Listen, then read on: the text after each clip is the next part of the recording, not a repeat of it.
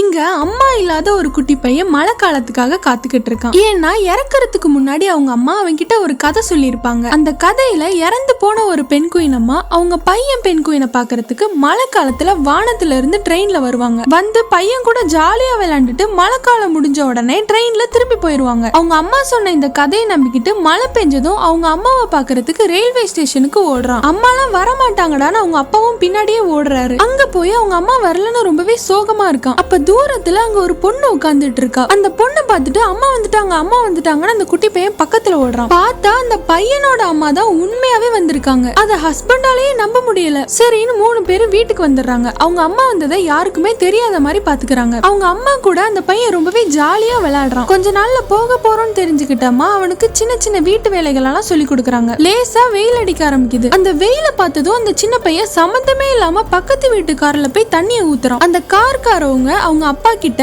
அம்மா இல்லாத குழந்தை இப்படிதான் வளரும்னு திட்டிட்டு போறாங்க. அந்த பையன் அவங்க அப்பா கிட்ட என் ஃப்ரெண்டு தான்ப்பா சொன்னா அவங்க காரை என்னைக்கெல்லாம் கழுவுறாங்களோ அன்னைக்கெல்லாம் மழை பெய்யும்னு. மழை பெஞ்சா நம்ம அம்மா நம்ம கூட இருப்பாங்கல்லப்பா, அதான் இப்படி பண்ணேன்னு சொல்லிட்டு ரொம்பவே அழுகுறான். அந்த பையன் ஸ்கூல்ல ஒரு காம்படிஷன் நடக்குது. ஸ்டேஜ்ல குழந்தைங்க எல்லாரும் நான் டாக்டர் ஆக போறேன், டான்சர் ஆக போறேன்னு பேசுறாங்க. ஆனா இவன் மட்டும் அவங்க அம்மாவை பாத்துக்கிட்டே காலையில எந்திரிச்சு நானே குளிச்சுட்டு நானே ஆம்லேட் போட்டு சாப்பிட்டுட்டு கரெக்டா ஸ்கூலுக்கு வந்துருவேன். என்னோட துணியெல்லாம் நானே துவைச்சுக்குவேன். என் அப்பாவை கஷ்டப்படுத்த மாட்டேன்னு எங்க அம்மாவுக்கு ப்ராமிஸ் பண்ணிருக்கேன் அப்படி சொல்லிட்டு அழுகுறான். அங்க இருக்கிற எல்லாருமே அம்மா இல்லாம ஒரு குழந்தை வளர்றது எவ்வளவு கஷ்டம்னு கண் கலங்குறாங்க.